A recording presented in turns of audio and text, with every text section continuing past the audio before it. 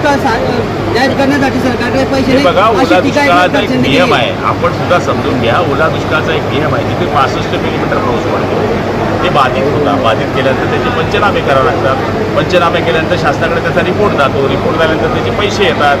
NDRFच्या नावाप्रमाणे पैसे मिळतात. राज्य सरकार त्याला पैसे देते. ठरलेली परंपरागत पद्धत आहे. ती काँग्रेसच्या काळात होती, राष्ट्रवादीच्या काळात होती, शिवसेनेच्या काळात आहे. पण आता काय कोली कुई चालली आहे ना, त्याच्यामुळे हे होत आहे. ठीक आहे, जे शेतकऱ्याचं नुकसान झालं ते आपोआप मिळणारच आहे. जर तो नॉर्म्समध्ये बसत असेल तर ते काही सांगायची गरज नाही. ब्रह्मदेवालाही सांगण्याची गरज नाही आहे. 65 मिलीमीटर पाऊस पडला तिथे त्याला तो बाधित आहे. सततचा पाऊस पडला तो तिथे बाधित आहे. अहो, या सरकारने NDRFचे नॉर्म्स 2 एकरचे होते ते 3 एकरचे केले. पैसे वाढवले, हे कोणी बोलत नाही.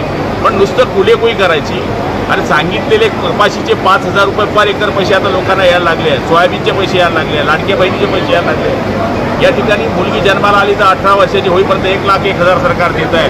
मुलींना मोफत सरकार हे शिक्षण देत आहे. हे सगळं कोणी बोलायला तयार नाही. निगेटिव्ह बोलायचं आणि आपलं काम चालवायचं, एवढा धंदा आहे. पण